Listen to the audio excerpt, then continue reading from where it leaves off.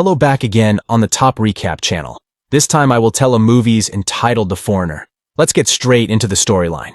The story starts in London, England. Quan Ngoc Min, a veteran of the Vietnam War, picks up his daughter, Phan, from school. They drive to a dress shop in Knightsbridge town.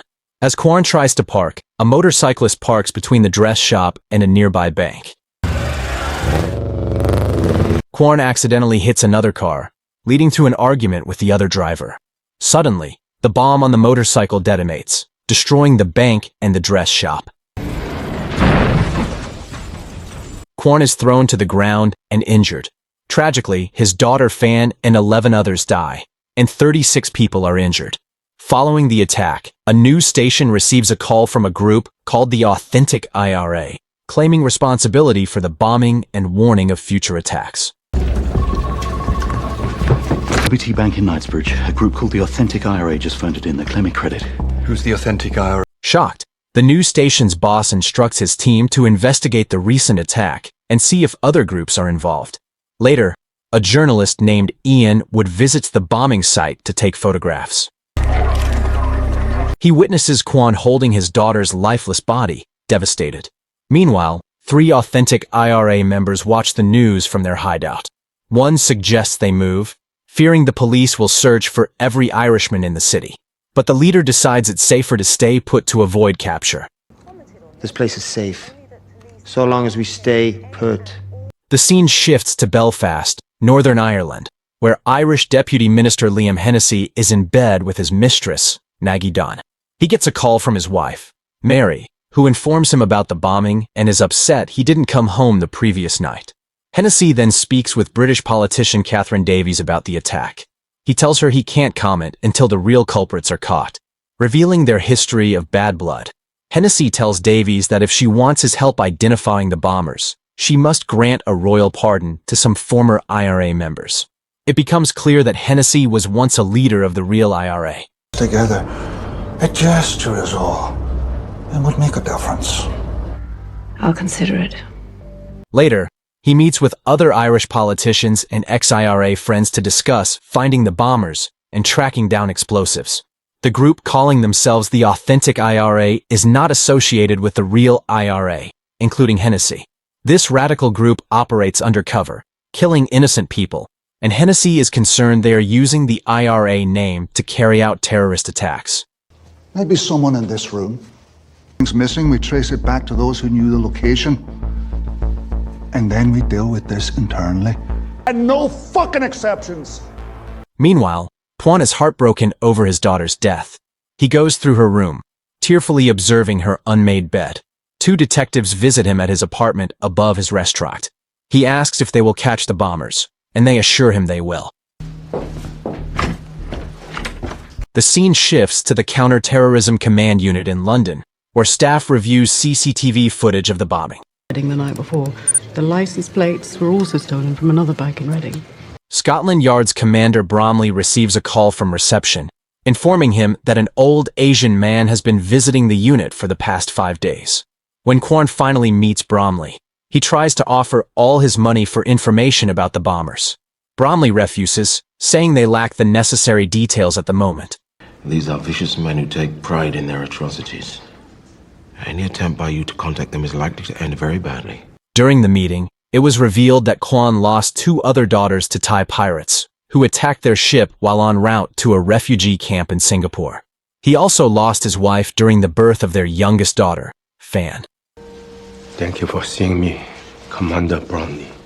Later, Lam, a friend of Quan's, visits him and tries to lift his spirits.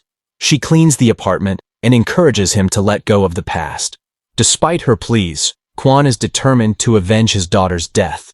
He even hands over the restaurant business he had been running with Phan.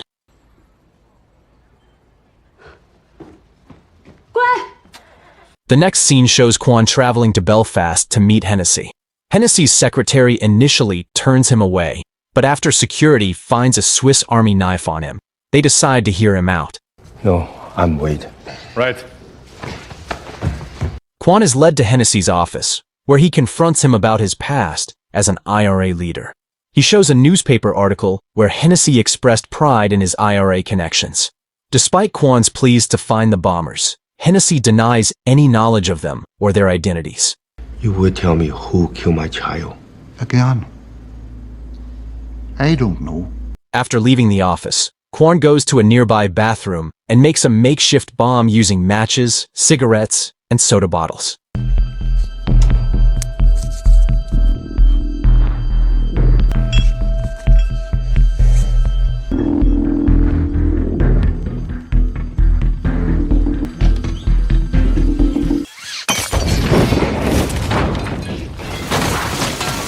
The explosion rattles everyone on the floor, but luckily, no one is injured.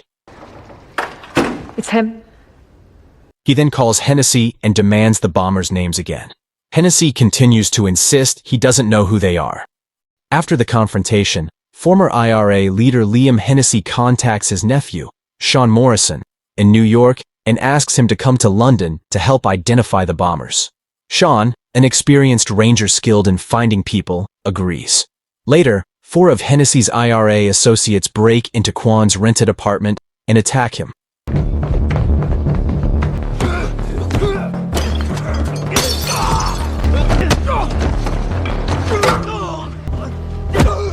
Kwan, an expert fighter, manages to fend them off and escape. Following the incident, Hennessy scolds his men for being overpowered by an older Asian man. We had him cornered and he jumped off the roof and slid down like some fucking monkey. Kwan then starts monitoring Hennessy, taking photos of him kissing his mistress, Maggie, in a restaurant. He sends one of the photos to Hennessy, warning that his entire career could be spoiled if the photo is leaked. Realizing the seriousness of the threat, Hennessy rushes home and tells his wife, Mary, to pack, as they will be moving to their country home for a few days. Upon arrival, it's revealed that Kwan is already there, setting up explosives and a place to monitor Hennessy's every move. That night, he detonates a bomb at a stable near the country home. Small man from Belfast. I've underestimated him. Shortly after, Mary discovers her husband's affair and decides to go to London to stay with her daughter. While alone, Sean Morrison visits Mary. It becomes clear that Mary is trying to seduce him. Eventually, Sean gives in, and they have intimate sex. Their encounter is interrupted by a call from Bromley, the Scottish detective. It turns out that Morrison and Bromley are former colleagues from the British Army. The detective proposes a deal involving Hennessy and a search for the bombers and asks Morrison to meet later that afternoon. During their conversation, Mary confides in Morrison about her resentment towards her husband. She reveals that 6 years ago, her brother was killed, and despite knowing the killer's identity, Hennessy chose not to seek revenge. Meanwhile, Kwan triggers another explosion outside Hennessy's country house, causing Hennessy's men to pursue him through the woods. Kwan outsmarts them with traps, but one of the men shoots him in the shoulder, forcing him to retreat and hide behind a tree.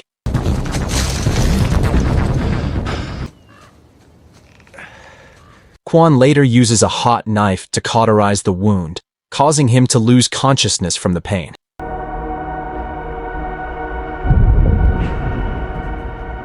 During this time, he has a flashback to when Thai pirates attacked his family's boat as they were fleeing Vietnam for a refugee camp in Singapore. Kwan fought back, but tragically, his young daughters were kidnapped, raped, and murdered, while he and his wife were shot and injured. The scene shifts to Hennessy's mistress, Maggie, in London. She joins the man who bombed Knightsbridge on his motorcycle. Shockingly, it turns out that she is a member of the authentic IRA, gathering intel about the locations of high-profile political figures through Hennessy. Hennessy is unaware of her true identity. Together with the motorcycle bomber, they cause an explosion on a double-decker bus on a bridge, resulting in the deaths of some civilians. Following the bus bombing, Hennessy meets with his accomplice, Hugh McGrath. Frustrated, he demands to know who is behind all the bombings. McGrath reveals that Hennessy's initial plan, to target a few financial sites for political leverage, wasn't impactful enough, so a more radical group escalated the plan for real change. In a fit of rage, Hennessy shoots McGrath in the leg to make him talk more. With no other option, McGrath eventually confesses that Hennessy's mistress, Maggie Dunn, is also working for the authentic IRA group. Maggie Dunn? Aye. You call her that? Additionally, Hennessy learns that his wife, Mary, assisted in the bombing as revenge for her husband's failure to avenge her brother's death. Enraged by these revelations, Hennessy kills McGrath in cold blood. Meanwhile, Morrison lures Quan to a bus shelter in the woods, but Quan surprises him with an ambush.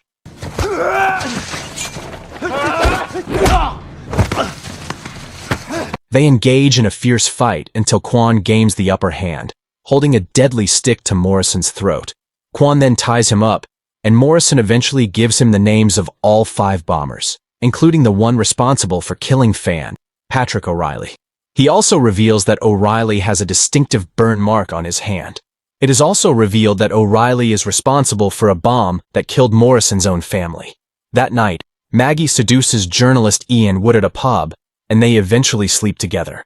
It is revealed that Ian is scheduled to be on a flight with VIPs. The next morning, while Ian is in the bathroom, Maggie replaces his laptop batteries with a bomb. After extensive investigation, Quan discovers the bomber's hideout and pretends to be a gas technician to gain entry.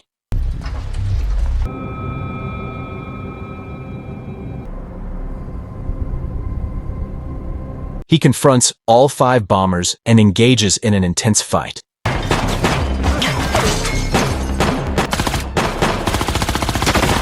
During the chaos, he shoots 2 bombers and kills another by smashing a TV on him. Maggie, who is there to report on her assignment, gets wounded in the shoulder.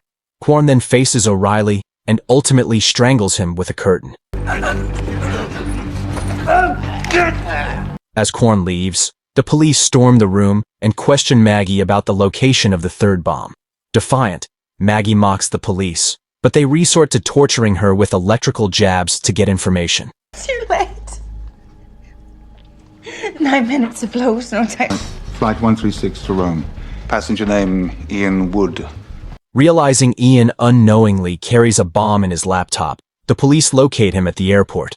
They quickly confiscate the laptop and throw it down a jetway, causing it to explode without injuring any civilians. The police then receive orders to eliminate loose ends, and they kill Maggie. Meanwhile, Hennessy is furious about his wife's betrayal. Morrison then reports to him, mentioning that Quan let him go. Hennessy reveals that he knows about Morrison's affair with his wife. He orders his nephew to return to New York, but first tasks him with executing Mary as revenge for her actions and Morrison's betrayal.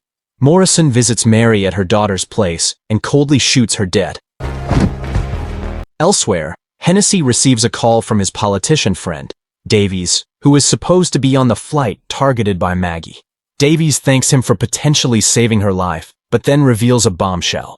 Bromley has evidence of Hennessy's affair with Maggie. Davies asserts control over Hennessy, leveraging the compromising information. Make no mistake, Deputy First Minister, you are ours now. I say jump, you say where. Shortly after, Quan confronts Hennessy with a photo of him and Maddie at a restaurant. He reminds Hennessy that the picture could be damning evidence of his involvement in the terrorist attacks. Hennessy expresses regret, claiming he never intended to harm Quan's daughter or the other victims. Seeking justice, Quan forces Hennessy to upload the picture online, making it go viral. The scene shifts to Quan returning to his restaurant, under surveillance by an agent following Bromley's orders. When asked if they should intervene, Bromley decides to leave Quan alone. Later, Lamb finds Quan and warmly embraces him with hugs and kisses, possibly starting a new life together.